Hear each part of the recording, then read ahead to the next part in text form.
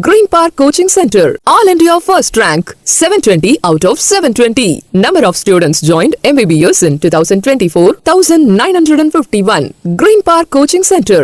உங்கள் எல்லோருக்கும் என்னுடைய அன்பான வணக்கம்.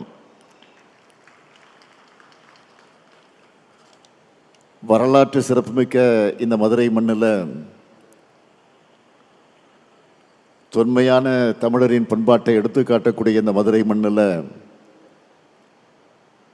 தமிழ்நாட்டினுடைய எதிர்காலத்திற்கு தேவையான முடிவுகளை எடுக்கவும், தமிழ்நாட்டை சூழ்ந்திருக்கக்கூடிய பகையை எதிர்கொண்டு முறியடிக்க வியூகங்கள் அமைக்கவும், வெற்றியை நோக்கி உழைக்கவும் இந்த பொதுக்குழுவை கூட்டியிருக்கிறோம். போர் முழக்கம் கேட்டதுமே வெற்றியை பறிக்கும் வேகத்தோட கிளம்பும் வேங்கைகள் போல இங்கே கூடியிருக்கக்கூடிய உங்களை எல்லாம் பார்க்கும்போது எனக்கு புது எனர்ஜியே வந்திருக்கு.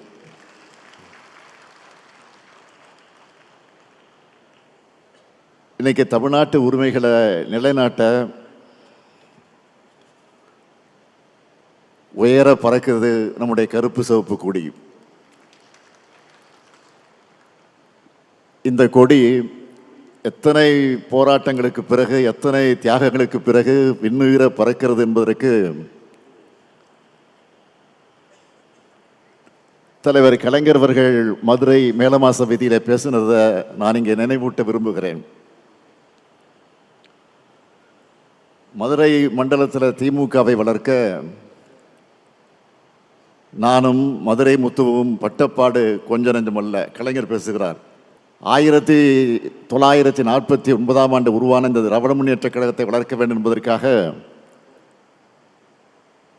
இதே மதுரையில் 100 இடங்களில் கொடியேற்றுவதென்று நானும் மதுரை முத்துவும் திட்டமிட்டு கொடியேற்றினோம். அப்படி கொடியை ஏற்றும் போது கொடியின் கயிற்றை எடுத்து என்னிடம் மதுரை முத்து கொடுப்பார்.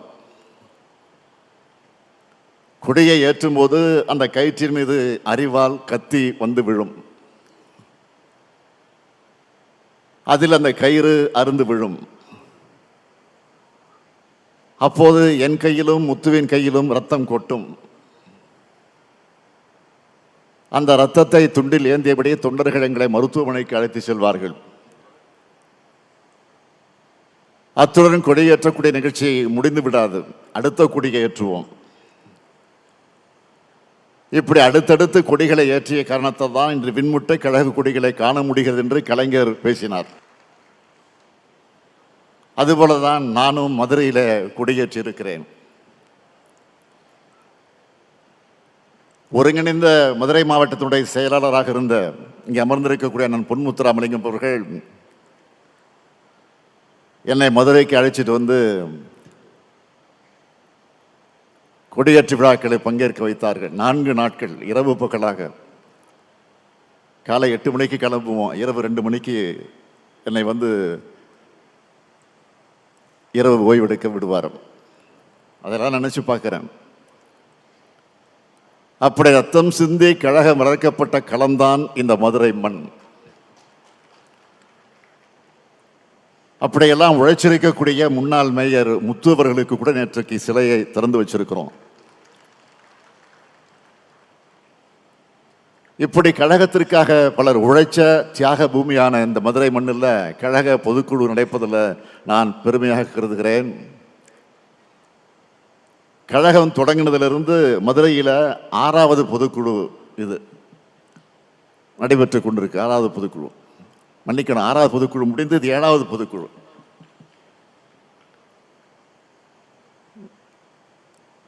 ஏழாவது முறை கழகம் ஆட்சி அமைக்க அடிகொள்ளக்கூடிய பொதுக்குழு தான் இந்த 7வது பொதுக்குழு.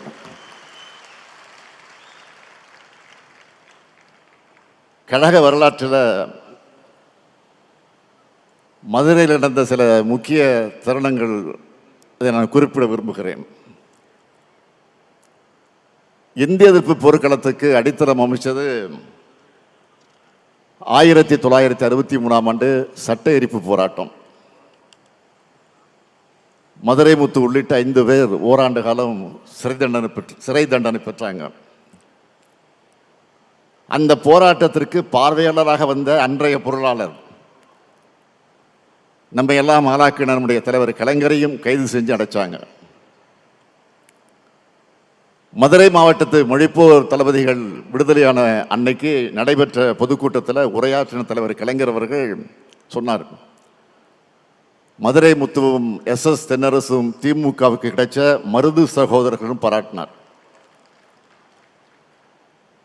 அதேபோல் 1982ஆம் ஆண்டு திருச்செந்தூர் கோயில் விவகாரத்திற்கு நீதி கட்டு நெடும்பயணத்தை இதே மதுரையிலிருந்து தான் தலைவர் கலைஞர் அவர்கள் தொடங்கினார். பல நாட்கள் கால்கள் குப்பளிக்க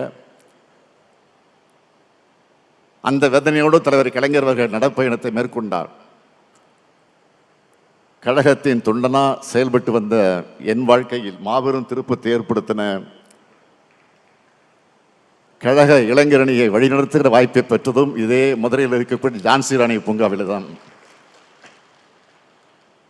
அந்த மாநாட்டில் பேசின தலைவர் கலைஞர் சொன்னார், என் கால்கள் நடையை நிறுத்தாது, நாங்கள் நடந்து கொண்டே தான் இருப்போம்னு சொன்னார். தலைவர் கலைஞர் சொன்ன மாதிரி இப்போ நான் நடந்துக்கிட்டு தான் இருக்கேன். நம்முடைய லட்சிய பயணம் எப்பொழுது நிற்காது. இத்தகைய வரலாற்று சிறப்புமிக்க இந்த மதுரை மண்ணில் இந்த மாபெரும் பொதுக்குழுவை எழுச்சியோடு ஏற்பாடு செஞ்சிருக்கக்கூடிய நம்முடைய மாண்புமிகு அமைச்சர் மூர்த்தி அவர்களுக்கு என்னுடைய நெஞ்சார்ந்த பாராட்டுக்கள், வாழ்த்துக்கள். மாமதுரை போற்றுதும் மாமதுரை போற்றுதும் என்று சொல்வதைப் போல மதுரை மூர்த்தி போற்றுவதும் மதுரை மூர்த்தி போற்றுவதும் தான் பாராட்டுகிறேன். மூர்த்தி சிறிதானாலும் கீர்த்தி பெரிதுன்னு சொல்லுவாங்க. இங்கே மூர்த்தியும் பெருசு கீர்த்தியும் பெருசு என்று சொல்லத்தக்க வகையில் மிக மிக பிரம்மாண்டமானதாக நடத்தி காட்டியிருக்கிறார் நம்முடைய அருமை சகோதரர் மூர்த்தி அவர்கள். எந்த ஊரில் நடத்துகிறோம் என்பதை போல யாரை வச்சு நடத்துகிறோம் என்பது முக்கியமானது. அந்த வகையில் மறக்க முடியாத பொதுக்குழு, மணக்க மணக்க தடபடலார் இந்த பொதுக்குழு நடத்தி காட்டியிருக்கக்கூடிய மூர்த்தியை தலைமை கழகத்தின் சார்பில் மீண்டும் பாராட்டி வாழ்த்தி நன்றி தெரிவிச்சுக்கிறேன். அவருக்கு துணை நின்ற நம்முடைய அமைச்சர் PTR பழனிவேல் தியாகராஜன், மதுரை மாவட்ட கழகத்தினுடைய செயலாளர்கள் அருமை சகோதரர் தளபதி, சகோதரர் மணிமாறன் ஆகியோருக்கும் மதுரை மாவட்ட கழக நிர்வாகிகள் எல்லோருக்கும் என்னுடைய பாராட்டுக்களை வாழ்த்துக்களை தெரிவிச்சுக்க விரும்புகிறேன். சித்திரை திருவிழா நடக்கிற நகரில் திராவிட முன்னேற்ற கழகத்தோட முத்திரை திருவிழா இன்றைக்கு நம்முடைய பொதுக்குழு நடந்துகிட்டு இருக்கு. கழகத்தின் இதயமான பொதுக்குழுவை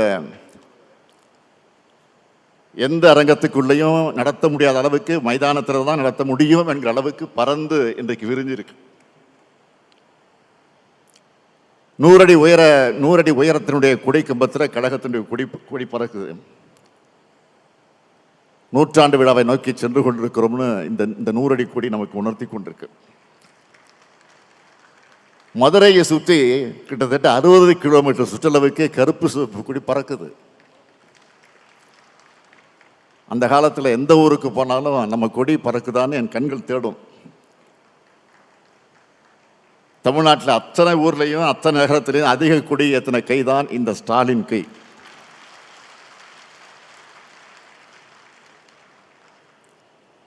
நம்மை பொறுத்தவரை பகுத்தறிவு பகல்வன் தந்தை பெரியார், அறிவுலக ஆசான் அறிஞர் அண்ணா, தமிழக தலைவர் கலைஞர், திராவிட முன்னேற்ற கழகம், கருப்பு சிவப்பு கொடி, உதயசூரியன் சின்னம், அண்ணா அறிவாலயம், இவைதான் நம்முடைய உயிர்.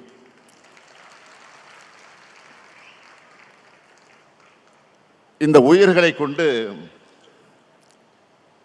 உயிரினும் மேலான தமிழ்நாட்டை தமிழினத்தை இதுவரை காத்தது போல இனியும் காப்போம்னு உறுதி எடுக்கிற பொதுக்குழு தான் இந்த பொதுக்குழு.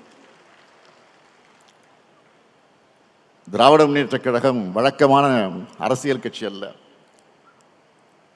வரலாற்றில் எத்தனையோ அரசியல் கட்சிகள் வரும் போகும். ஆனால் கொள்கைக்காக தோன்றி லட்சியத்துக்காக தியாகங்கள் செஞ்சு மக்களுடைய ஆதரவை பெற்ற அரசியல் இயக்கம். இந்தியாவிலே முதலாக ஒரு மாநில கட்சி ஆட்சியை பிடிச்ச வரலாற்று பிடிச்ச இயக்கம் தான் நம்முடைய இயக்கம். எத்தனை சோதனைகள் நெருப்பாறுகள் வந்தாலும் அதில் எதிர்நீச்சல் போட்டு உயர்ந்து நிற்கும். அப்படி இந்த மண்ணில் சமத்துவம், சுயமரியாதை, சமூக நீதி ஆகியவற்றின் அடிப்படையில் எல்லோருக்கும் எல்லாம் கிடைக்கணும்னு உருவானங்கக்கூடியவங்க நாம. இனத்துக்காக உரிமை குரல் எழுப்புறவங்க நாம. கொள்கைக்காக வாழ்கிறவங்க நாம. கொள்கையை பரப்ப கட்சியும் கொள்கையை வென்றெடுக்க ஆட்சியும் தேவைன்னு உழைக்கிறவங்க நாம. தடமாறாத கொள்கை கூட்டம் நாம. அதனால தான் எந்த கோமாளி கூட்டத்தாலையும் நம்மை வெல்ல முடியல, இனியும் வெல்ல முடியாது. இங்கே கூடியிருக்கக்கூடிய உங்களுக்கு நான் சொல்லிக்க விரும்புகிறது, நான் தொடக்கத்தில் சொன்ன மாதிரி இது வழக்கமான பொதுக்குழு அல்ல. 7வது முறையா வாகை சூட வியூகம் வகுக்கிற பொதுக்குழு. அடுத்த ஆண்டு இதே நேரத்தில் என்ன மாதிரி தலைப்பு செய்தி வந்திருக்கும்னா, 7வது முறையா திமுக ஆட்சி அமைத்தது,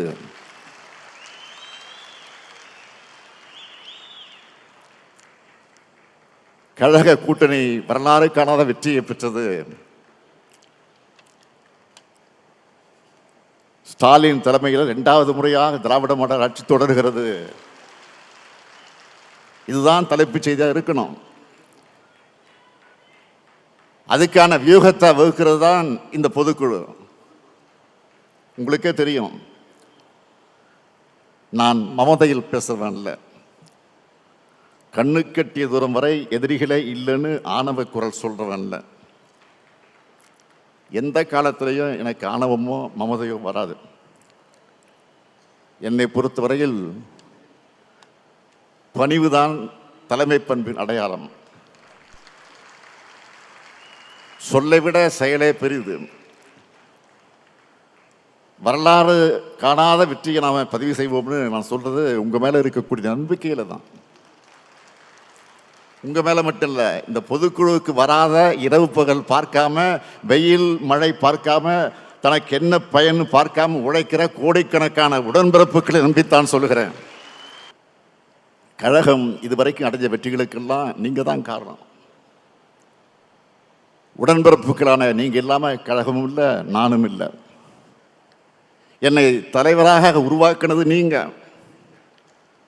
என்னை முதலமைச்சராக்கி உயரை தந்தது நீங்களும் மக்களும்.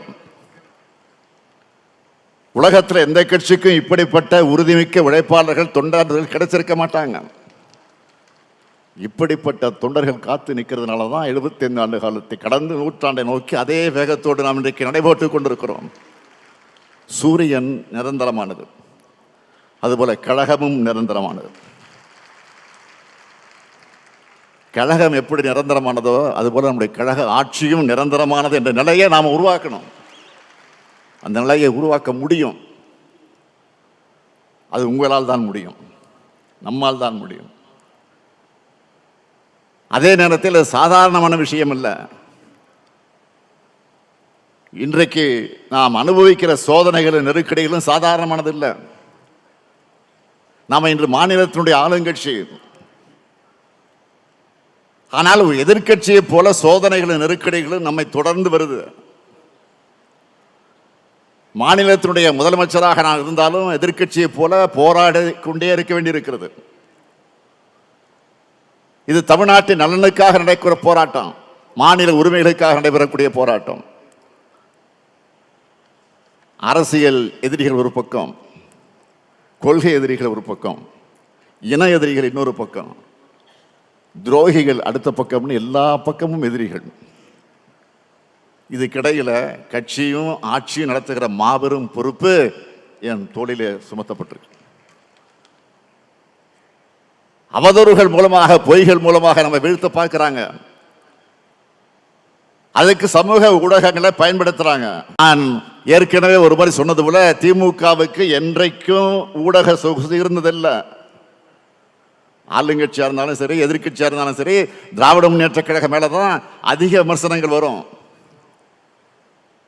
திராவிட முன்னேற்ற கழகத்தை ஆதரிக்கிறவங்க கூட சில நேரங்களில் எதிரிகளால் பரப்பப்படக்கூடிய அவதூறுகளை, போலி தகவலை நம்பி அவங்கள நம்மை தாக்குகிற நிலையை இன்றைக்கு சமூக ஊடகங்களில் பார்க்குறோம். ஏன் நம்ம ஆதரவு ஆட்களை இது அடுத்தவருக்கு அனுப்புகிற செயலையும் சில நேரங்கள் தங்களை அறியாமல் செய்கிறாங்க. ஆனால் உண்மை நிலவரம் என்ன? திமுக ஆட்சிக்கு ஆன்டி இன்கம்பன்சியை விட ப்ரோ இன்கம்பன்சி தான் மக்கள்கிட்ட அதிகமாக இருக்கு. அதாவது திமுக ஆட்சிக்கு எதிரான அலையை விட ஆதரவு அலை தான் அதிகமாக வீசுது. அது வெளியே தெரியாம மறைக்க, திசை திருப்ப சிலர் நினைக்கிறாங்க. எப்படிப்பட்ட சூழல்ல நாம ஆட்சியில் அமர்ந்தோம் மக்களுக்கு தெரியும். கடந்த அதிமுக பாஜக கூட்டணி ஆட்சியால அதில் பாதாளத்திற்கு போன தமிழ்நாட்டை மீட்டிருக்கோம். ஒன்றிய பாஜக அரசு நம்ம உரிமைகளுக்கு எதிரான எத்தனை நடவடிக்கைகளை மேற்கொண்டாலும் அத்தனையும் எதிர்த்து இன்று வரை போராடிக்கிட்டு இருக்கிறோம். நமக்கு நியாயமா ஒதுக்க வேண்டிய நிதியை ஒதுக்காம, தமிழ்நாட்டை பொருளாதார ரீதியாக முடக்க நினைச்சாலும் அந்த நெருக்கடிகளெல்லாம் கடந்து மக்களுக்கான நலத்திட்டங்களை நாம செயல்படுத்திக்கிட்டு இருக்கிறோம். பொருளாதார ரீதியான முட்டுக்கட்டைகள், அரசியல் ரீதியான முட்டுக்கட்டைகள், ஆளுநர் வழியாக வரக்கூடிய முட்டுக்கட்டைகள், உரிமைகளை பறிக்கக்கூடிய, அபகரிக்கக்கூடிய முட்டுக்கட்டைகள்னு எத்தனையோ தடைகளை ஒன்றிய பாஜக அரசு போட்டாலும் அதையெல்லாம் கடந்து இன்று இந்தியாவிலேயே வளர்ச்சியில் நம்பர் 1 மாநிலமாக தமிழ்நாட்டை உயர்த்தி இருக்கிறோம். 2026 சட்டப்பேரவை தேர்தலுக்கு இன்னும் சில மாதங்கள் தான் இருக்கு. அதனால வழக்கத்தை விட அதிகமாக திராவிட முன்னேற்ற கழகத்துக்கு எதிராக, கழக ஆட்சிக்கு எதிராக அவதூறு அம்புகளை மக்கள் மத்தியில் எதிராளிகள் வீசுவாங்க. கருத்து கணிப்புங்கிற பேர்ல எண்ணத்தோடு திமுக கூட்டணிக்கு குறைவான சதவிகிதத்தையும், அதிமுக கூட்டணிக்கு புதுசா வரக்கூடியவங்களுக்கு அதிக சதவீதமான வாக்கு சதவீதத்தையும் போட்டு மக்கள் மனசுல அந்த பொய்ய விதைக்க முயற்சிப்பாங்க. சட்டம் ஒழுங்கு சரியில்லை, முறைகேடுகள் அதிகரிச்சிருக்குன்னு பச்சை பொய்ய தங்களுக்கு இருக்கக்கூடிய ஊடக சொகுசு மூலமாக, சமூக ஊடகங்கள் மூலமாக விதைப்பாங்க. இதையெல்லாம் முறியடிக்க நாம தயாராகணும்.